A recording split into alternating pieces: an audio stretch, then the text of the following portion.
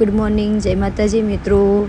સવારમાં મેં આજે બ્લોગિંગ ચાલુ કરી દીધું છે. હું મારા દિયાને સમજાવતી હતી. આજે એનું અંગ્રેજીનું પેપર હતું તો હું એને કહેતી હતી કે બેટા તું પેપરમાં થોડું ધ્યાન આપજે, કારણ કે એને સ્પેલિંગમાં બહુ મિસ્ટેક થાય છે.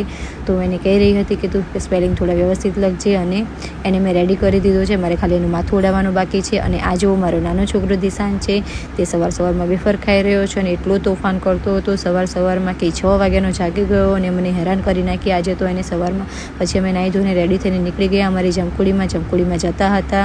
તો પછી અમે વાસદના ટોલ નાકે પહોંચ્યા. પછી ત્યાં જોયું તો અમારી ગાડીની આગળ એક ગાડી હતી જે એનું ફાસ્ટેગ એનું એક્સેસ જ નથી કરી રહ્યું હતું. તો અમારી પાછળ મતલબ એટલી લાંબી લાઈન થઈ ગઈ હતી તો અમારી ગાડી નીકળી નથી શકતી. ઓલરેડી અમારે લેટ થઈ ગયું હતું, 10 વાગી ગયા હતા.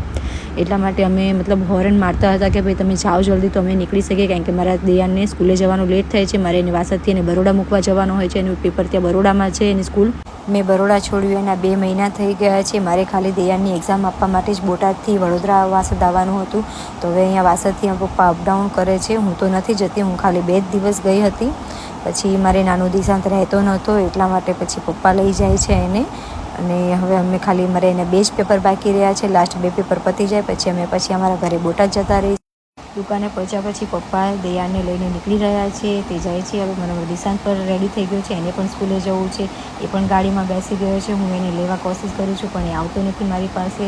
હવે એને પછી થોડી વાર એને ગાડીમાં બેસવા દીધો. પપ્પા ફોન ભૂલી ગયા હતા તો પપ્પાને ફોન આપ્યો. મેં દિશાને ગાડીમાંથી લેવા કરું છું પણ તે આવતો નથી. પપ્પા પાસે જઈને તેના ખોળામાં બેસવાની ટ્રાય કરે છે પણ હું એને લેવા કરું છું પણ તે આવતો નથી. પછી મેં એની ગાડી લીધી. એ દયાન પાસે બેસી ગયો છે. એને આવવું નથી, એને પણ દયાને સ્કૂલે જવું છે.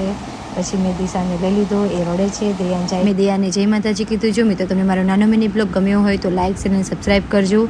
Love you all, bye bye.